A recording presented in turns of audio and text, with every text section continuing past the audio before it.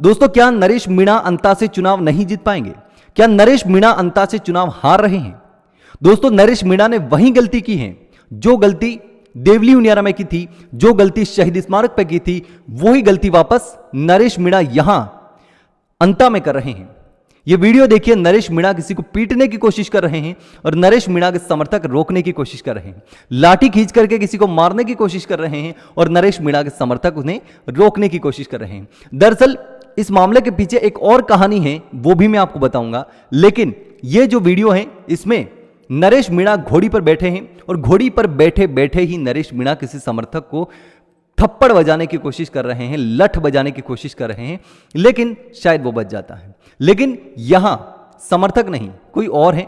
बताया यह जा रहा है कि नरेश मीणा को घोड़ी से गिराने की कोशिश हुई थी और जो प्रमोद जैन भाया के समर्थक थे, इसी गांव के लोग थे, वो थे और वो नरेश मीणा को गिराने की कोशिश कर रहे थे और नरेश मीणा गुस्सा हो गए और उनको पीटने की कोशिश करने लगे।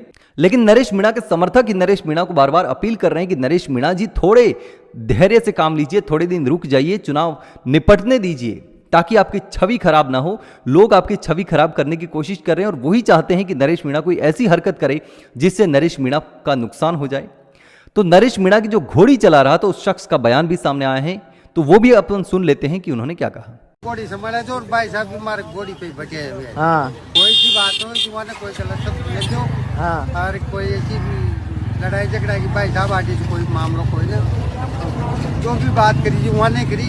अच्छा, लड़ाई को माहौल बनाए तो वहाँ नहीं बनाए, कोई इशू मामला तो वहाँ की जनता से, वहाँ का गांव का निवासी से ता कशो कहेंगे ता सब शब्द की के भाई साहब ना ना माँ सुना की काय भी वो कुंचा जो बाहर का चा बाहर का कोई था तो गाँव का ही वहाँ का बाया जी का कार्यकर्ता जा। हाँ। और वहाँ का आदमी जाओ। हाँ, मतलब वहाँ को मकसद भाई साहब के साथ मारपीट करवा कुछ।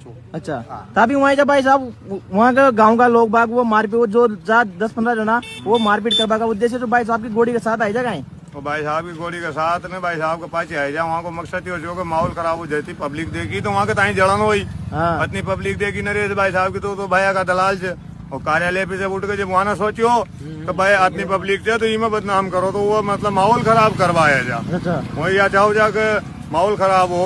हाँ। नरेश भाई साहब को तो वो चाहो तो यही रहा था नरेश भाई साहब के साथ मारपीट करे माहौल खराब हो, इतनी पब्लिक देखता है जलन हुई। हाँ। जनता ला रहा है तो जनता का ताई यहाँ का ताई जलन हो रही थी भैया का दल्ला से।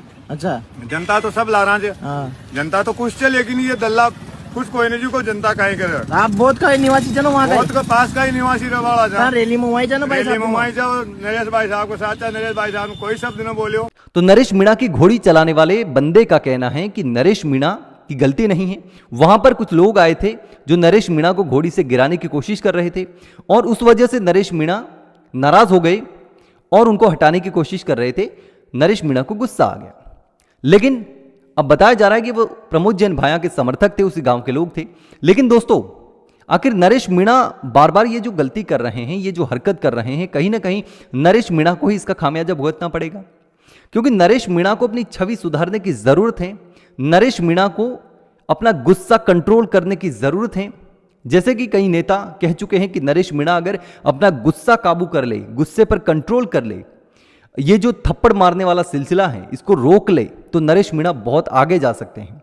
अगर संयमित तरीके से, शांतिपूर्ण तरीके से नरेश मीणा अगर काम करे तो नरेश मीणा और भी अच्छे तरीके से चुनाव प्रचार कर सकते हैं, और भी अच्छे तरीके से जनता की आवाज उठा सकते हैं और किसी भी मामले को डील कर सकते हैं, हैंडल कर सकते हैं। लेकिन यहां नरेश मीणा ने संयम का परिचय नहीं दिया, बल्कि थप्पड़ बजाने की कोशिश कर ली।